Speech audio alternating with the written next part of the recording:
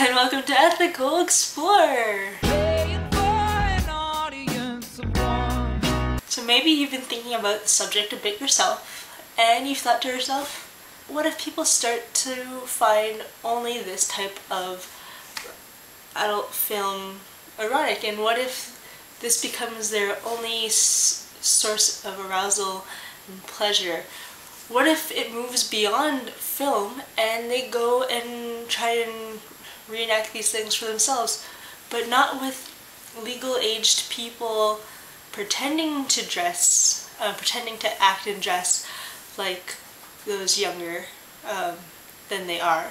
What if now they actually go and try to have relations with actual minors? Well, that's a good point, imaginary thinking person. So let's explore whether or not this could happen. In a study conducted by Joseph W. Slade in 2001, he found that exposure to pornography, not exactly specifically the portrayal of teens in adult film, but he found that exposure to pornography actually led to an increase in deviant behavior. So that does correlate and kind of makes you think this is an unethical practice. However, his research later showed that actually those who were already sexually deviant sought out more pornographic materials than those who weren't sexually deviant. So the causal relationship is actually reversed, and well, I guess that's kind of one for maybe it's an ethical issue?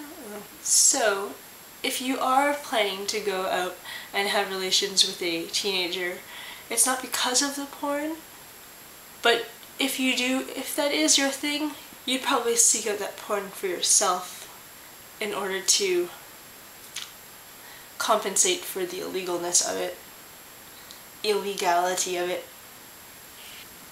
W.L. Marshall's research found that those who are prone to violent sexual activity, such as rape, are actually less likely to go out and commit a violent sexual crime after they had watched a violent movie.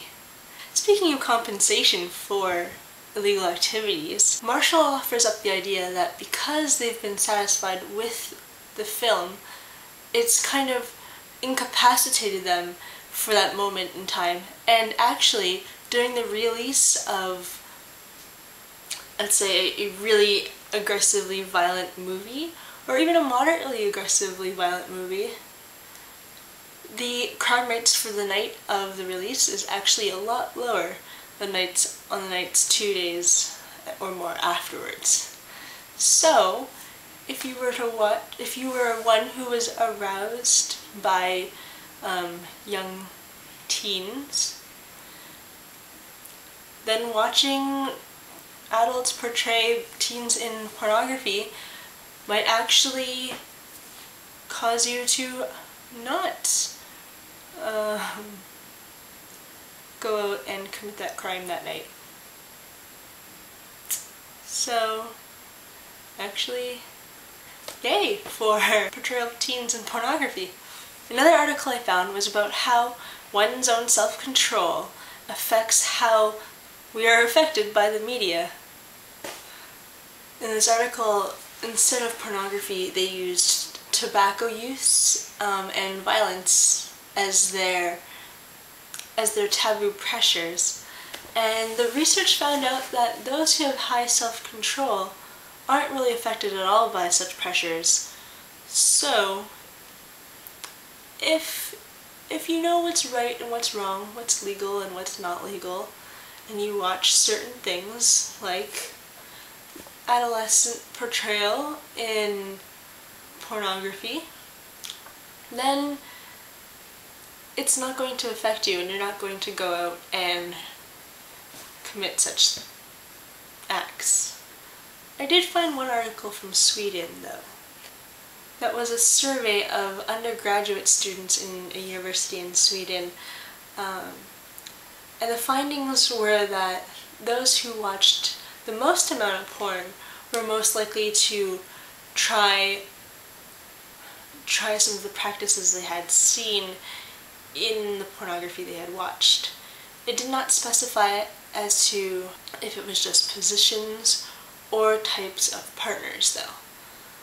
After reading several articles, the conclusion that I can make is that there's no direct causal evidence that proves that watching pornography like this, of this nature, would cause someone to go out and try and have relations with a minor. If you were already predisposed to do that, then you might, but if you aren't, it's not going to be converting anyone.